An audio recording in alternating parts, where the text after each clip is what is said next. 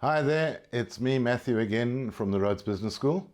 These are the first shots and images that I want to put onto the KFC project, just to show you what I'm thinking and to get some input back from you as to how you think it's going. So the idea is that initially I will do a set of lectures which are motivational, maybe inspirational, trying to get people to get on with their exams earlier, to plan better, because that is a big part of exam failure. The nice bit about this part as well is that it can go for any student, not only a university student. These would be short little snippets, maybe 3 or 4 minutes each, just to put a little idea in people's heads that may help them. So it would go like this. Hi everybody, I'm a professor at the Rhodes Business School and I see a lot of students failing. And why does that happen?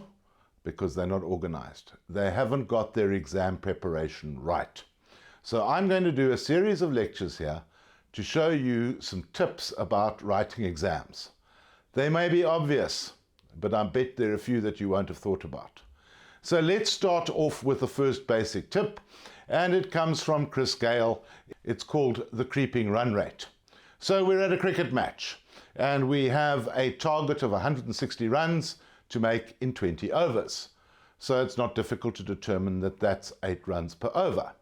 So we go out and bat at 5 runs an over for the first 5 overs, and the run rate creeps up, and we're now at 9 runs per over. That doesn't look like too much of a target.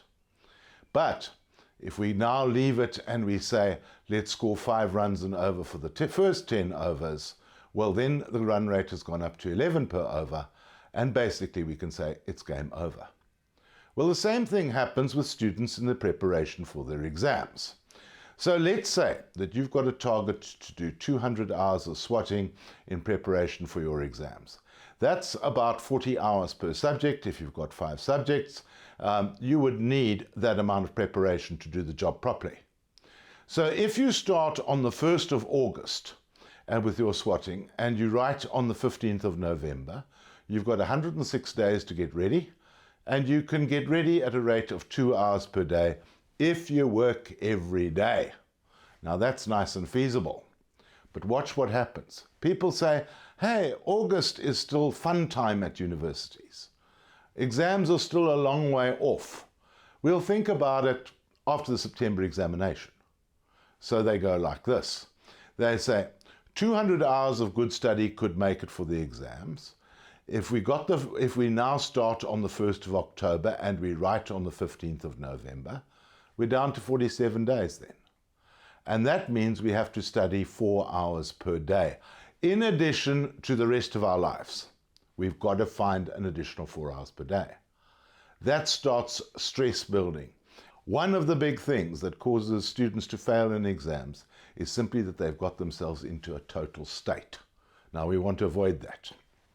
4 hours per day of studying for 47 days is about as far as you can push it. The mind can't do much more than 4 hours of study per day. But what people do is that they leave it and they say, well, let's do it all in SWAT week. After all, that's what we're given SWAT week for. And we find that there isn't 200 hours in SWAT week. There are not enough hours in the day. And this is where people start spending far too much time late at night.